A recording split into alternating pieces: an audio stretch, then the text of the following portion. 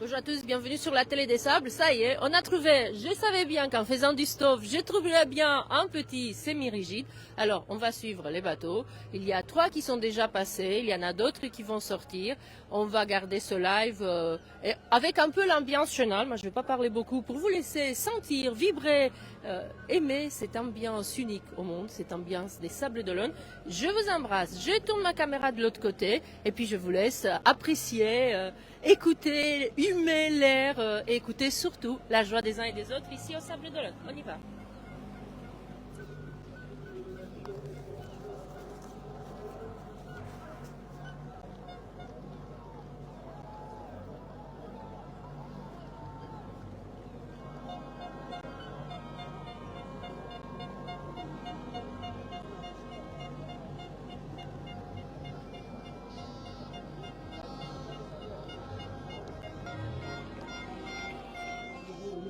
De jours en fonction bien évidemment des conditions météo.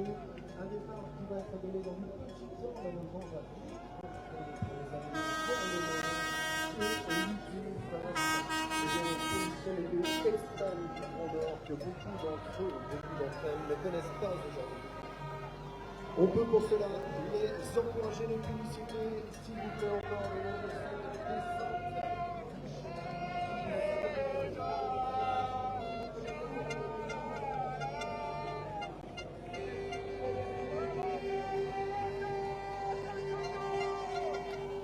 Qu'est-ce que ça fait du bien. Voilà, ceux qui faisaient du bruit tout à l'heure qu'on ne voyait pas, ce sont les supporters de la team Joyeux. Les petits jeunes. Qu'est-ce que ça fait du bien de revivre cette ambiance, comme je le disais tout à l'heure, unique au monde, au Sables d'Olonne. Cette ferveur populaire, ces gens venus sortir, applaudir les skippers qui partent à l'assaut du Grand Nord et qui vont revenir un peu dans une dizaine de jours, évidemment. Nous, on sera là aussi pour leur retour.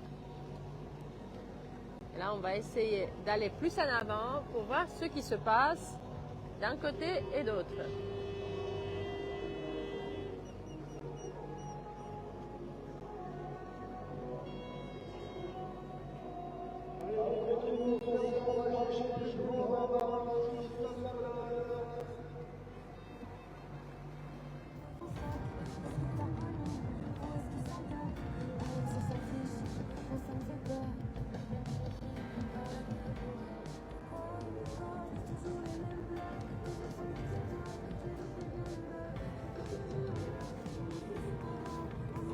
Qu'est-ce que c'est beau!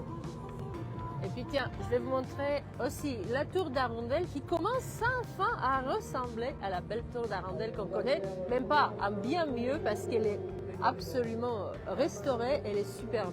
Dans la lumière grise de ce matin, vous ne le voyez pas trop, mais ça va être juste une tuerie quand elle sera finie. Et en plus, il y aura un ascenseur pour monter pour une vue imprenable sur les Sables d'Olonne. Mais ce n'est pas l'objet de notre live d'aujourd'hui, on en parlera à un autre moment. Alors, on regarde les bateaux du Vendée Globe. C'est certainement un des favoris de cette Vendée Arctique 2026. Je vous demande d'applaudir Sam Goodchild sur son bateau Massif. Massif Santé Prévoyance.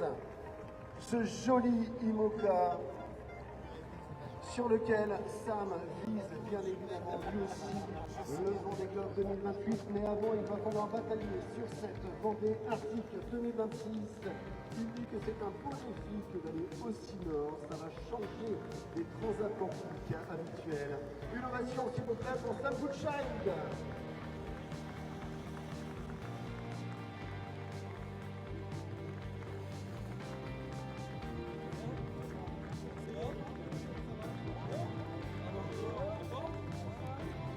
Et ça, tous les autres animateurs, vous pouvez les suivre pour la course sur les réseaux sociaux de la Vendée Arctique et également sur le site vendéearctique.org avec une carte qui positionne les stations de la course et également des lives tout le midi.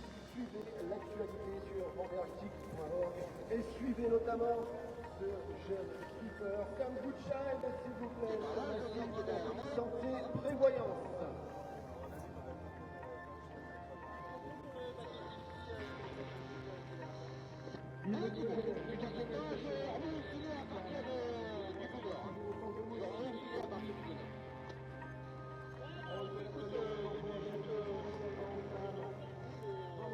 On retrouve également un marin d'affection au nom de ses 36 ans. Il est champion en Europe. C'est un connaisseur de la course de la Chine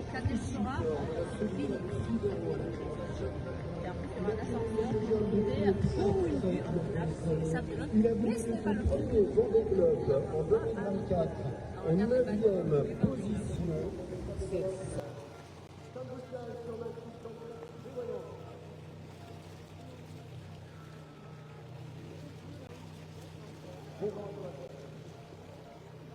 Et voilà, le soleil qui sort.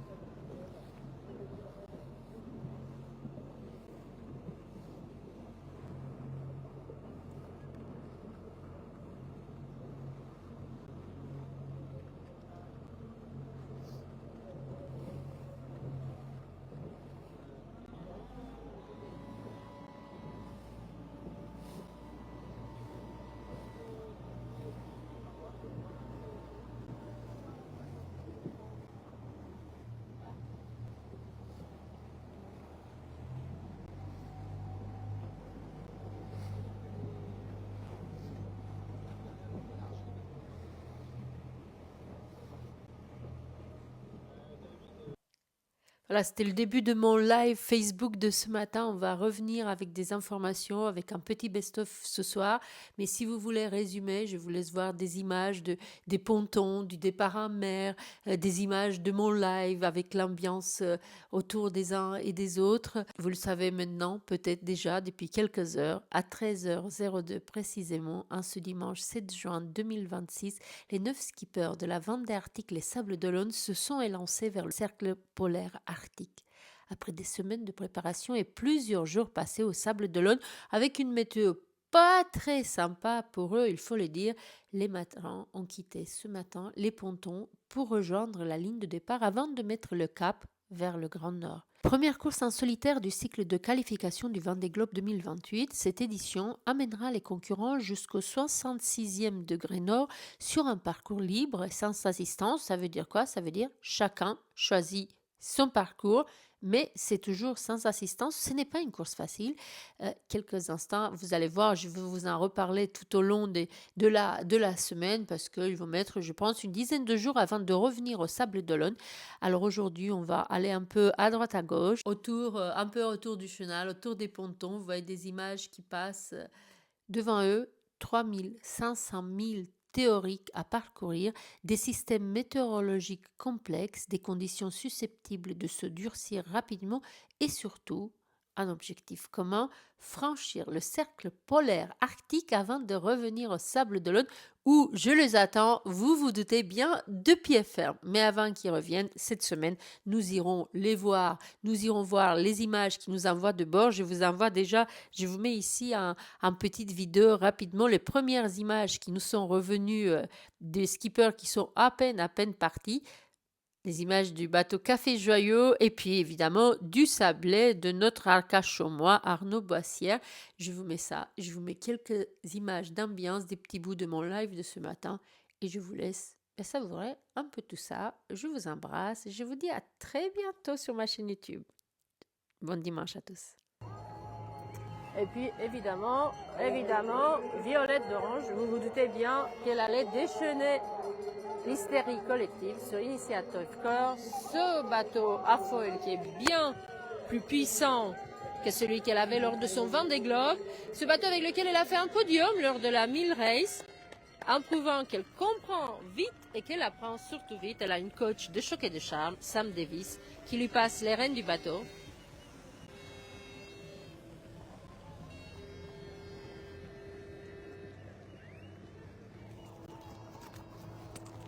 et donc violette d'orange, même pas froid aux yeux, d'aller au Grand Nord.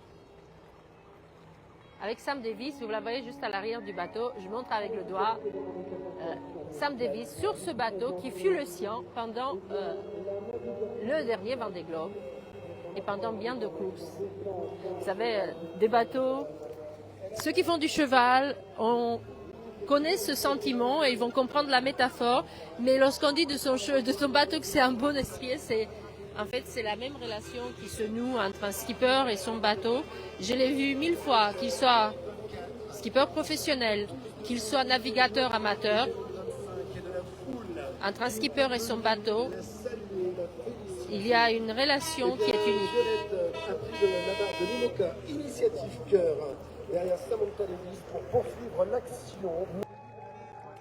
Et voilà, Elodie Bonafeux, c'est une fille à suivre, vous allez voir, à suivre sur les courses qualificatives de ce Vendée Globe parce que je pense qu'elle va en envoyer aussi. Je ne sais juste pas, parce qu'avec mon histoire de Patagos, j'ai eu moins le temps de préparer que d'habitude. Je ne sais pas à quel point son bateau est puissant, mais si vous...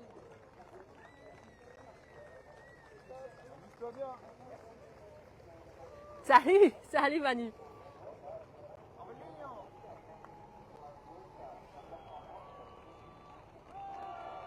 Il a l'air en forme, Manu. Content d'y aller.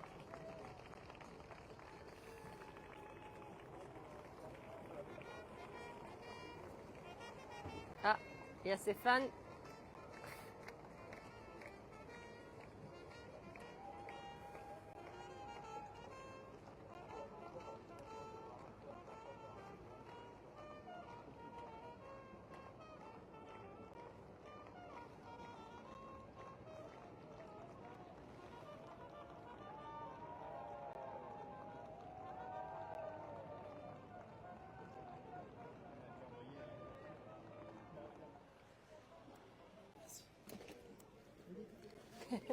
Salut.